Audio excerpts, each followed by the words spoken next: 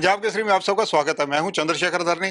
आज हम आपकी मुलाकात करवाएंगे जस्टिस एस.के. मित्तल जी से, जो कि हरियाणा मानवाधिकार आयोग के चेयरपर्सन है। उनसे बातचीत करेंगे और जानकारियां लेंगे कि हरियाणा मानवाधिकार आयोग की वर्किंग किस प्रकार से इस कोविड काल में, क्योंकि पहले लॉकडाउन रहा, उसके बाद लगातार अभी कोविड-19 चल रहा है और एक बार फिर वापसी की ओर है। मरीजों की संख्या जिस प्रकार से बढ़ रही है, इन परिस्थितियों में किस प्रकार से इनकी सारी कार्रवाइयां चल रही हैं, इन पर चर्चा करेंगे। सर, सबसे पहले आपका स्वागत है पंजाब केसरी में। Thank you. सर, सबसे पहले मैं ये जानकारी लेनी चाहूंगा कि आपके पास किस तरह के केसेस ज्यादा आते हैं और पिछले 1 साल 1.5 साल में देखा जाए, क्योंकि 22 मार्च को कोविड-19 की शुरुआत हुई थी, लॉकडाउन लगा था पहली बार, तब से चुनौतियां निसंदेह जहां आम जनता के लिए, आपके लिए भी बहुत ज्यादा है, आपके विभाग के लिए भी बहुत ज्यादा है। देखिए, कोविड लगने के बाद जो है कुछ कंप्लेंट्स हमारी कम जरूर हुई, पर हमारे पास ईमेल से और जो है दूसरे माध्यम से कंप्लेंट्स आती रही। उस दौरान में 2 महीने के करीब हमने जो है कोई केस तो यहाँ बिल्कुल ऑफिस बंद रहा, पर हम जो भी हमारे पास ईमेल से कंप्लेंट आती थी तो उसको हम उसी तरह से डील करके डायरेक्शन इश्यू कर देते थे और अथॉरिटीज के पास ऑर्डर भेज देते थे। ये जो है इस एस्पेक्ट पे उस दौरान में ज़्यादातर कंप्लेंट्स आई कि जो हमारा पास नहीं बन रहा है या हमारे पास खाने की चीज़ें नहीं पहुंच रही है। इस तरह की कंप्लेंट्स हमने बड़ी प्रायोरिटी पे ली और सभी के अंदर करीब करीब समाधान हो गया। उसके बाद जो है हमने रेगुलर शुरू किया। कंप्लेंट्स हमारी उतनी ही है। इस साल भी हमारी जो कंप्लेंट का नंबर है वो पिछले साल के बराबर ही है और हमारे पास ज़्यादातर कंप्लेंट जो है वो पुलिस के खिलाफ आती है, महकमों के खिलाफ आती है, कुछ जो स्कीम्स गवर्नमेंट की है उनका बेनिफिट जिनको नहीं मिलता है वो लोग हमारे पास अप्रोच करते हैं। कुछ स्टूडेंट्स हैं वो आते हैं, स्कूल, प्राइवेट स्कूल बच्चों की कंप्लेंट्स हमारे पास होती है। हमारे पास स्कूल की बिल्डिंग मेंटेनेंस, बस वगैरह के बारे में बड़ी शिकायतें आती रहती हैं और सब पे हम अपना संज्ञान लेके आगे आगे जैसा भी उचित कार्रवाई होती है वो करते रहते हैं। सर, जैसे क्योंकि मानवाधिकार आयोग आम आदमी के अधिकारों की लड़ाई एक तरह से सुरक्षित रखने की आपके हवाले है, कहीं ना कहीं आप उस पर वाच रखते हैं, सो मोटो भी लेते हैं, तो उस सो मोटो में ज्यादातर मामले जो अगर देखा जाए पिछले 1 साल का अगर जिक्र करूं तो किस तरह के निकले, और जैसा कि करनाल के अंदर जानकारी मिल रही है कि मौलिक शिक्षा जो है, एलिमेंट्री एजुकेशन, उनको भी आपने कुछ दिशा निर्देश जारी किए, चाहे वो बिल्डिंग्स के जीर्ण अवस्था को लेके हों या कहीं ना कहीं मिड डे मील को लेके हों, इस तरह के कई मामले चर्चा में है।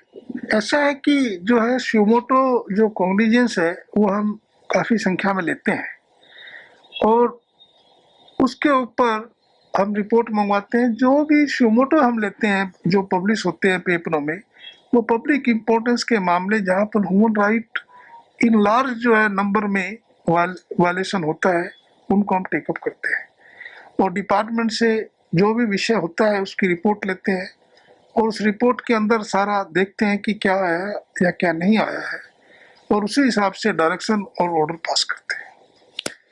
कई विषय पर हमारे शिवमोटो लेने के बाद सरकार का ध्यान उस प्रॉब्लम की तरफ गया और वहाँ पर जो डिपार्टमेंट ने, अथॉरिटीज ने उस चीज को ठीक करने की पूरी कोशिश की है।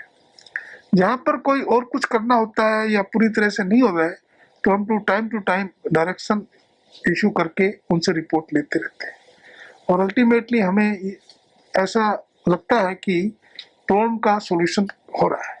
सर, कई केसेस ऐसे भी होते हैं जिनमें आपको जुर्माना या जिसको कहा जाए कि कंपनसेशन भी लगानी पड़ती होगी, तो ऐसे में क्या स्थिति रहती है? क्या उसके रिजल्ट पॉजिटिव रहते हैं, उसके रिजल्ट अच्छे हैं? ऐसा है कि जहाँ पर ये कमीशन इस कंक्लूजन में पहुंचता है कि ह्यूमन राइट की वायलेशन हुई है किसी आदमी की, तो उसको सुटेबल कंपनसेशन अवार्ड करते हैं और जो रिकमेंडेशन हम गवर्नमेंट को करते हैं, ज़्यादातर केसों में हमारे रिकॉर्ड के मुताबिक जो रिकमेंडेशन हमने की, कंपनसेशन अलाउ किया, वो सब पे कर दिया गया।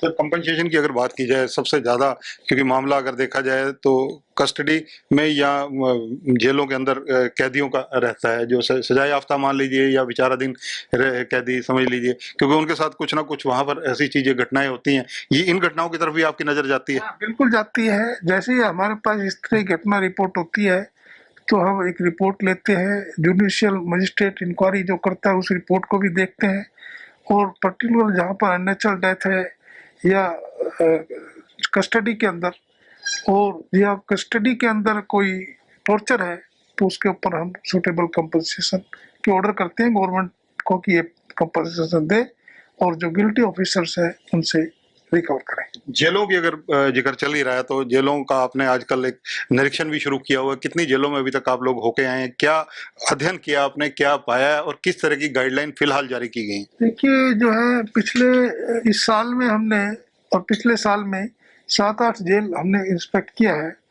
तो जो भी वहाँ पर हेल्थ के इश्यूज हैं, खाने पीने में अगर कोई प्रॉब्लम है, या और जो उनके जो कैदियों को अपने रिश्तेदारों से मिलने के इश्यूज हैं, कैंटीन के इश्यूज हैं, वहाँ पर सब डिस्कस करते हैं, देखते हैं, और necessary direction jail to jail हम इशू कर देते हैं। सर, एक चीज और देखने में मिलती है कि जैसे कि जेल के अंदर जो इस वक्त सजा याफ्ता लोग हैं, उन लोगों में से कई परिवार ऐसे हैं, कई लोग ऐसे हैं जिनका लावारिस की स्थिति में बाहर कोई परिवार में है नहीं, उनको फाइनेंशियल सपोर्ट नहीं मिलती, उन्होंने कैंटीन में से कुछ लेना हो या कुछ खरीदना हो, क्योंकि लेकिन जो मेहनताना अंदर से मिलता है मजदूरी के एवज में, वो उनका जमा होता रहता है। तो उसके लिए क्या पॉलिसी, क्यों कुछ आपका ध्यान गया है? नहीं, हमारा ध्यान इस तरफ, कई जेल में जब हम लोगों से मिले तो उन्होंने बताया कि जी हमारे मिलने वाले कोई नहीं है, और इसलिए हमारे कैंटीन अकाउंट में कोई पैसा जमा नहीं कराते हैं। जो हमारे मेहनताना के पैसे हैं, अगर वो हमारे कैंटीन अकाउंट में जमा हो जाए तो हम भी जो है जेल में से कुछ चीज लेके खा सकते हैं कैंटीन से। तो इस बारे में हमारा ध्यान गया है, हम जो है जेल अथॉरिटी से इस बारे में बात कर रहे हैं। तो क्या सरकार के आला अधिकारियों से, हरियाणा सरकार जो लोग चलाते हैं, या मुख्यमंत्री स्तर पर भी इस बारे में कोई पत्राचार शुरू हुआ है? नहीं नहीं, मुख्यमंत्री स्तर पर नहीं होता है। हम जेल अथॉरिटी जो हमारे जो होते हैं, डायरेक्टर जनरल प्रिजन्स, उनसे बात करके इस इश्यू को रिजोल्व कर लेंगे। अगर प्रोटेक्शन होम्स की बात की जाए, सेफ्टी होम्स की बात की जाए, तो उसके लिए किस प्रकार की आपकी सुपरविजन रहती है, किस प्रकार से वहाँ मानव अधिकार सुरक्षित रहें आप नजर रखते हैं? देखिए जो है, जो ऑब्जर्वेशन होम होते हैं, एक तो जुवेनाइल जस्टिस एक्ट में एक सेफ्टी होम्स होते हैं। जो लोग कन्विक्ट हो जाते हैं जुवेनाइल, उनको तो ऑब्जर्वेशन होम में रखा जाता है, और जो अंडर ट्रायल होते हैं वो सेफ्टी होम्स में रखा जाता है। तो हरियाणा में ऑब्जर्वेशन होम भी एक ही है और सेफ्टी होम्स भी एक ही है। ऑब्जर्वेशन होम सोनीपत में है और सेफ्टी होम जो है करनाल में है। अभी जो है एक safety home under construction Faridabad में है, और ऑब्जर्वेशन होम भी कोई प्लानिंग चल रही है। तो हम जो है इस बारे में एक मीटिंग सरकार से के ऑफिसर से करना चाहते हैं, जिससे ऑब्जर्वेशन होम और सेफ्टी होम्स दूसरे डिस्ट्रिक्टों में भी बने, जिससे जो इनमेट्स जो होते हैं, जो उनमें रहते हैं, उनको अपने परिवार के पास भी रहे, और अपने जिस कोर्ट में उनका मुकदमा चल रहा है उसके पास भी रहे, तो ट्रायल जल्दी कंक्लूड हो सकता है।